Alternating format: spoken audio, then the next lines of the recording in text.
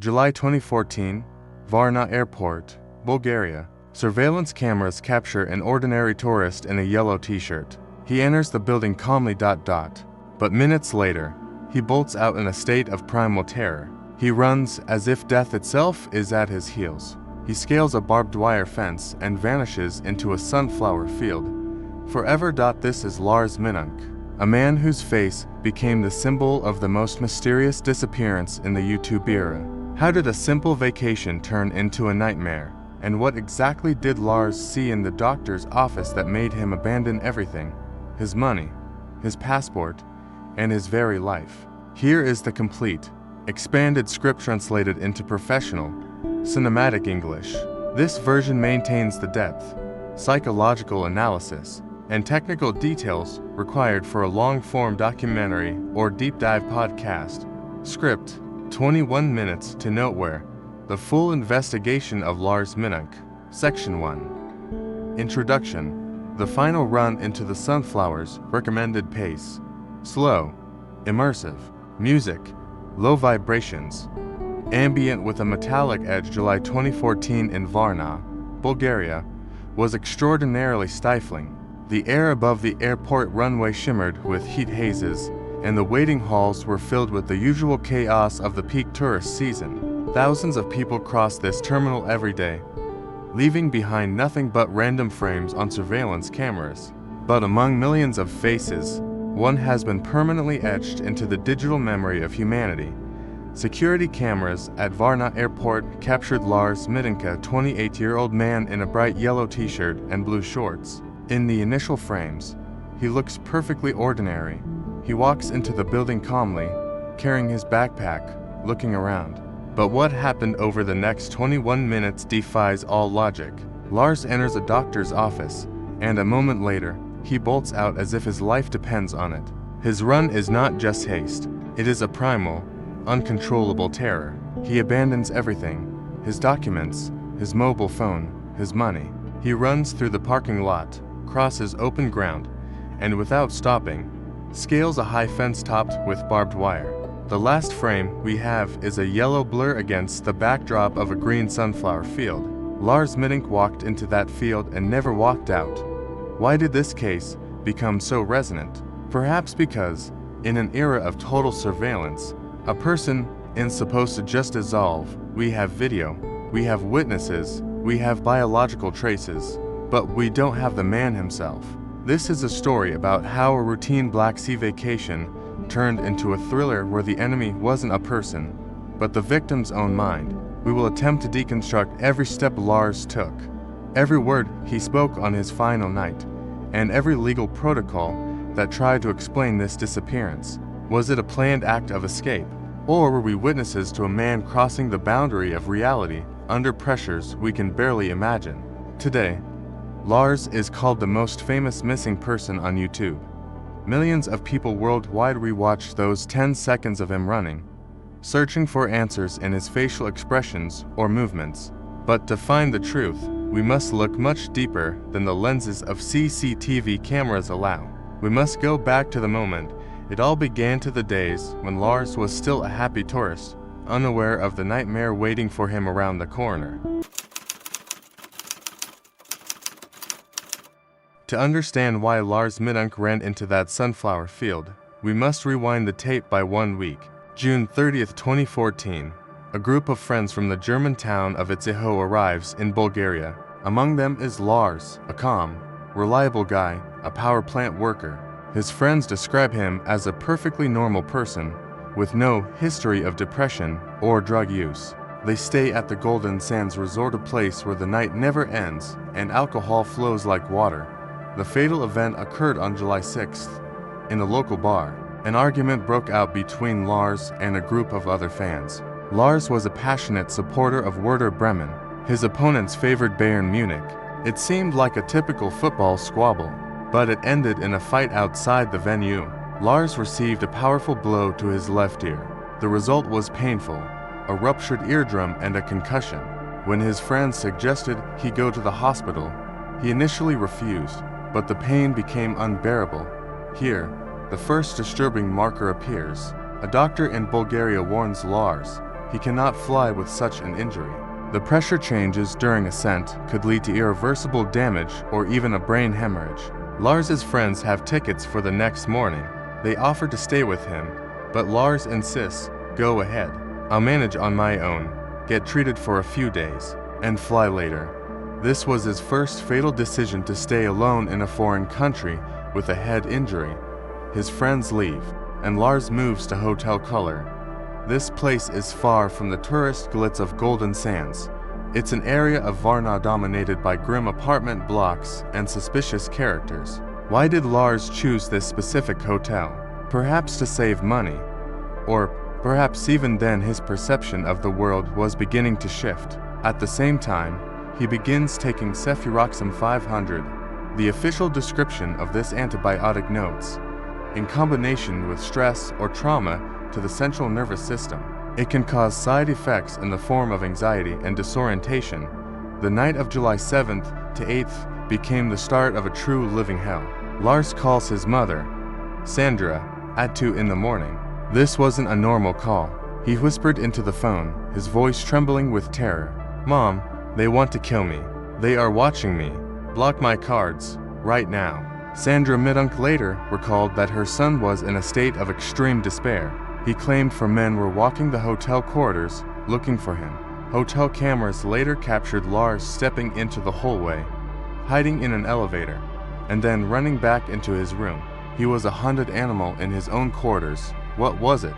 A real threat or hallucinations? The investigation found no evidence that anyone was following Lars at the hotel. But for Lars himself, this danger was more real than anything else.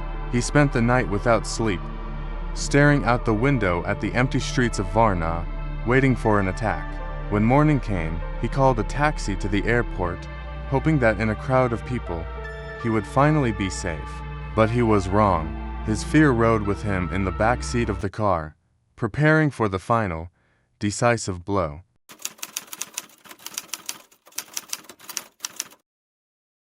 The morning of July 8, 2014, was supposed to be the start of Lars Mittank's journey home. A taxi dropped him at the entrance of Varna Airport terminal around 6 a.m. On the CCTV footage, we see him enter. He looks tired, but entirely coherent. He isn't running or looking over his shoulder every second. He is just a man who wants to fly. But inside him, a catastrophe was already unfolding. Since Lars was still complaining of ear pain, he decided to visit the office of the airport doctor, Dr. Kostov, to receive final clearance for boarding. This visit lasted exactly 21 minutes, the time that became the fatal watershed between to be and to vanish. Dr. Kostov later recalled this examination in dozens of interviews. According to him, Lars was nervous but acted politely. The doctor began the exam, checking the condition of the eardrum. Suddenly, the office door opened, and a man in a work uniform entered, one of the construction workers performing routine maintenance in the terminal. For any other person, this would have been a mundane moment, but for Lars, whose paranoia had reached its peak after the sleepless night at Hotel Color, this was a signal. He bolted up right from his chair. His eyes were filled with genuine horror. He shouted, "I don't want to die here. I have to go." What happened next was captured on cameras that became the primary object of analysis for thousands of internet sleuths. Lars ran out of the office, leaving his backpack on the doctor's desk containing his passport, a wallet full of cash, and his mobile phone. This is a key detail. A person planning a disappearance does not leave their documents behind. He ran through the entire terminal, pushing past passengers, bursting outside. He didn't stop for taxis or buses. He ran toward the forest line. The final frames show him easily, like a professional athlete, clearing a 2-meter fence topped with barbed wire. Witnesses saw him freeze for a moment at the top before jumping down into the sunflower field. Police arrived on the scene a few hours later, but the field was already empty. The investigation was led by a Bulgarian police commissioner. But concurrently, Lars's mother, Sandra, hired a well-known private investigator from Germany, Kai Miter.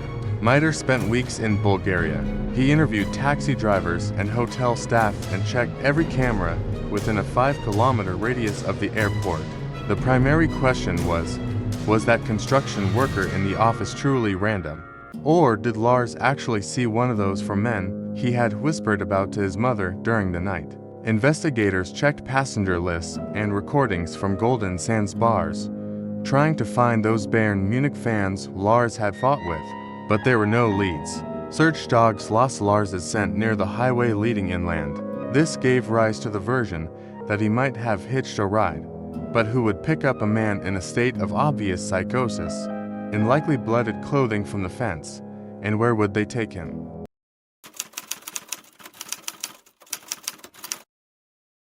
In the 10 years of investigation, the Lars Mittank case has grown an incredible amount of paperwork but a minimal amount of facts. The official results can be divided into 3 categories: medical, criminal, and digital. The medical examination, based on the testimony of friends and Dr. Kostov, leans toward a diagnosis of acute transient psychosis. The combination of physical head trauma, concussion, barotrauma, and the intake of cefuroxime created a perfect storm in Lars's brain. Specialists note that such states are accompanied by total disorientation. A person does not recognize familiar objects and perceives any help as a threat. This explains why he fled from the doctor who was trying to assist him. The criminal part of the investigation yielded no results regarding third parties.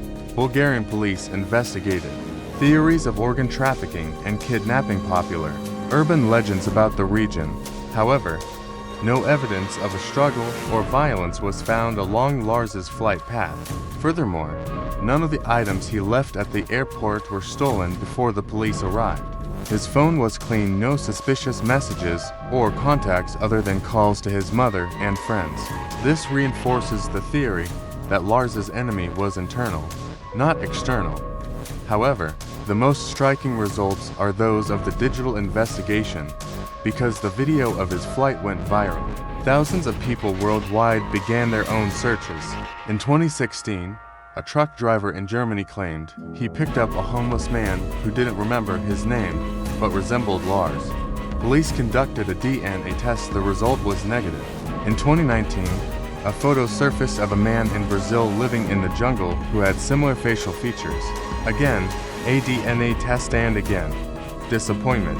The official status of the case in Interpol databases is missing person.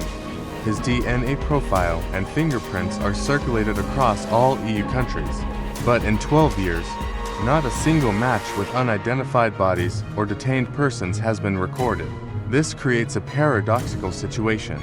The man seems to exist in digital space, but is completely absent from the physical world.